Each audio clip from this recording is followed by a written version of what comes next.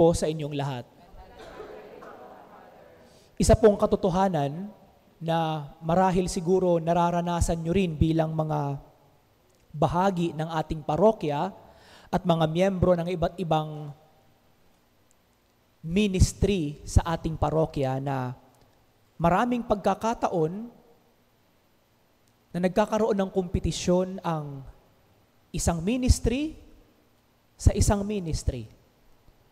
O di kaya ay nagkakaroon ng palakasan. Sino ang mas magaling? Sino ang mas maganda ang samahan? Sino ang mas malapit sa simbahan o sa pari?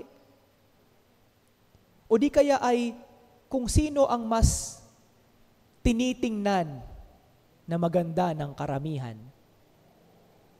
Hindi po mawawala sa simbahan na tayo rin ay naiimpluwensyahan ng palakasan at pagalingan.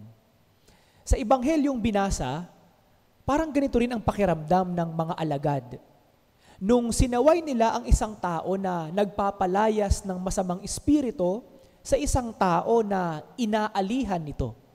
Dahil para sa kanila, kapag hindi kasamahan namin, dapat hindi mo gagawin ang mga bagay na aming ginagawa. Kapag hindi kasamahan namin, dapat hindi mo gagamitin ang pangalan ng guro namin. Parang yun ang pinupunto ni Juan.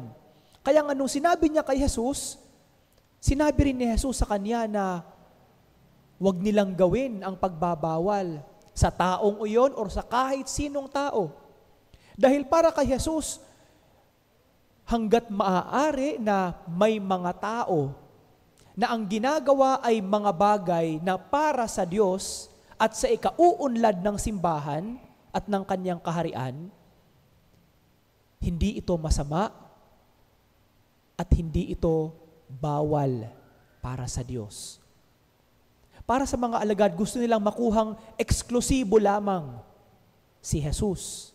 Pero para kay Jesus, walang eksklusibo para sa Diyos. Kahit sinong tao, hanggat ang ginagawa nila ay para sa ikauunlad ng kaharian ng Diyos. Ang ginagawa nilang pagpapalaganap ng kaharian at ng salita ng Diyos, hindi ito laban sa Diyos. Marahil ito rin siguro ang pwedeng maging pagninilay natin. Lalo-lalo na tayo na ang iba sa atin ay bahagi ng iba't ibang ministry ng parokya. O di kaya ay tayo na nandito sa parokya ng Our Lady of Peña, Francia. Maraming pagkakataon po na minsan, hindi lamang ministries, maging ang parokya, iba't ibang parokya, nagkukumpetensya. Sino ba ang mas malapit sa Diyos? Ito bang parokya na ito ang sinusunod na santo or santa? Minsan po, kung tayo lang ang bibigyan ng pagkakataon, parang pag-aawayin pa natin ang mga banal. Pag-aawayin pa natin ang mga santo or santa. Kahit lamang po ang titulo ng mahal na birhen, pinag-aawayan din po. Kahit ang titulo lang ng mahal na birhen na ginagamit ng iba't ibang parokya, gustong dapat makuha namin, dapat amin lang ito, na hindi naman dapat. Dahil lahat naman tayo nagsisilbi sa Diyos at nagdedebosyon sa mahal na ina. Bagamat iba't iba ang titulo na kanyang ginagamit, pero iisa lang ang tinutukoy, iisa lang ang itinuturo, ang mahal na Birheng Maria. Kahit sino pa ang reyna o kanino pa mang reyna siya, hindi siya eksklusibo sa isang partikular na parokya o partikular na tao. Siya ay para sa lahat. Siya ay para sa lahat. Kaya siguro mga kapatid, pwede nating tingnan at pagnilayan sa araw na ito ano ba yung mga bagay na gusto nating makipagkumpetensya sa iba? Hindi lamang siguro sa simbahan, maging sa ating pamilya o di kaya ay sa ating trabaho.